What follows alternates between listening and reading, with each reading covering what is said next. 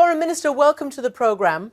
How do you do? A truly horrendous slaughter in the Sinai over the weekend. What is the latest? What do you know as a government as to who did it and what can be done about it? We are in the process of collecting information related to this heinous attack, and the government has already targeted several sites in Sinai where there are potential terrorist activity and terrorist groupings, and we will continue to investigate and ascertain the responsible parties and continue to impact their presence in the Sinai.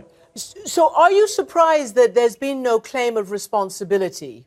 Usually there are claims. I think the nature of this attack and the casualties, having targeted innocent civilians during their worship, during prayers, Friday prayers, the numbers of casualties, 305, including 27 children, I think has left a very deep impact, not only in Egypt, but worldwide, related to the barbarism and related to the absolutely inhuman activity that these terrorists are undertaking. The loss of life of this magnitude can only bring upon them the wrath and the absolute lack of any form of acceptance or any form of in any quarters of justification for such a terrible attack.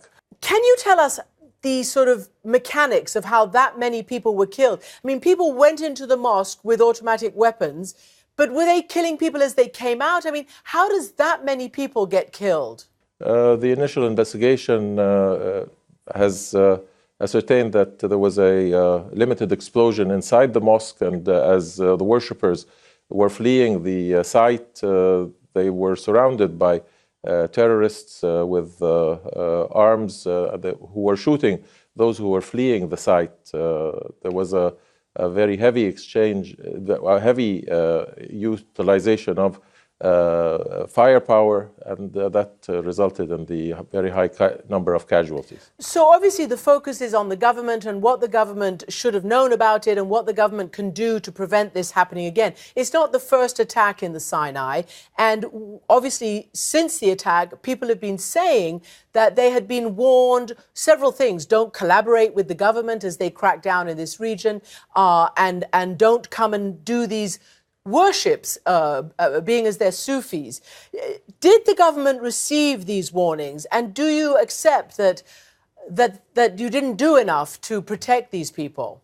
The government does everything in its abilities to protect its citizens, whether in the Sinai or anywhere else. And as we have seen across the globe, terrorist activity, especially when it is targeting soft targets, non-military targets, has usually the ability to impact and to target these innocent civilians.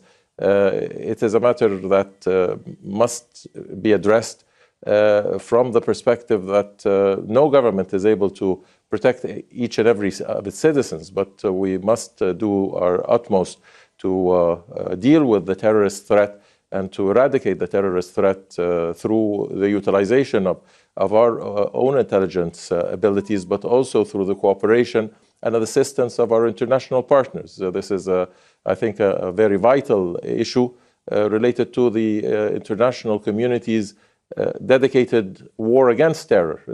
No one state can undertake this on its own, but it must be a collaborative activity by the international community. So what do you think is going on? Because we're told by the international community, by the United States, Syria, Iraq, ISIS has been defeated, that it's been run out of Mosul, it's been run out of Raqqa.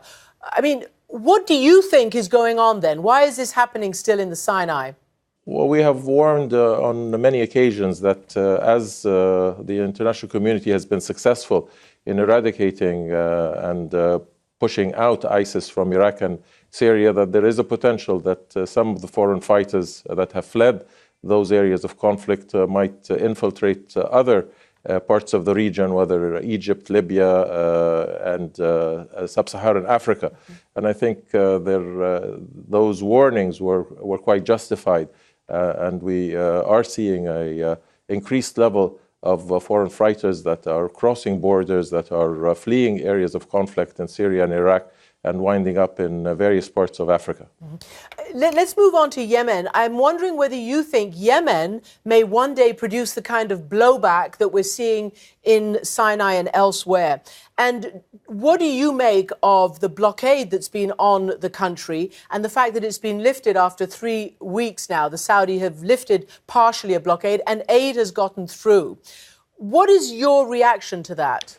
Well, we've been very sensitive to the humanitarian situation in Yemen and have been appealing to all sides to undertake political negotiations and dialogue to resolve the conflict there so that the humanitarian conditions and needs of the Yemeni people can be addressed. We see that the United Nations and the organizations that are providing assistance must do more, and more assistance must enter Yemen to meet the needs of the Yemeni people. But again, the conflict is ongoing and we must find a political solution to it on the basis of the resolutions of the Security Councils and the efforts of the UN envoy.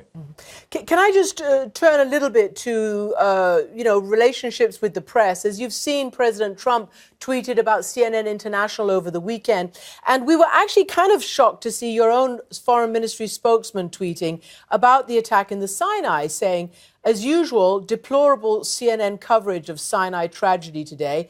Anchor more interested in reporters' access to Sinai than in those who lost their lives.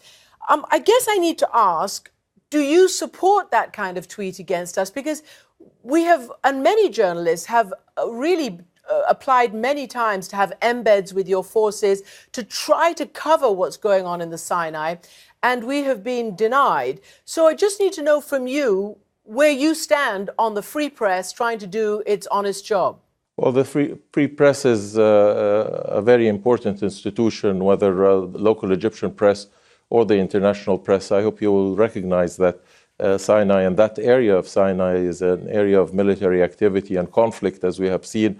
Terrorists most often target foreign nationals in addition to Egyptian nationals in that area, to terrorize and to victimize them and to intimidate them into submission to their ideology.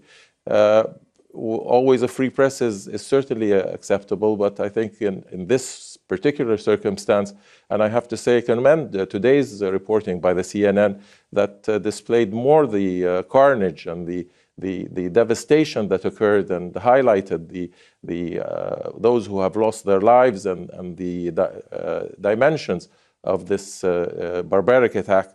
I think that is the issue. The issue is the lives lost. The issue are the children that have been lost and how that is impacting not only the society there, but Egypt generally. We are in a state of mourning, and I think we have the right to mourn 305 Egyptians who have lost their life and 27 children, and to feel the sympathy and the pain of their fathers and mothers, husbands and wives who have lost their dear ones. That is the issue. The issue is the terrorism, the barbarism, and the ideology behind this, which is targeting for intimidation, for destabilization, not only of the Sinai, but of Egypt and the region as a whole. All right, Mr. Foreign Minister, as you know, we're well accustomed to covering war zones, and we would like to be able to cover that kind of civilian suffering. So hopefully we will be able to in the future. Foreign Minister Sameh Shoukry, thank you very much indeed. Thank you.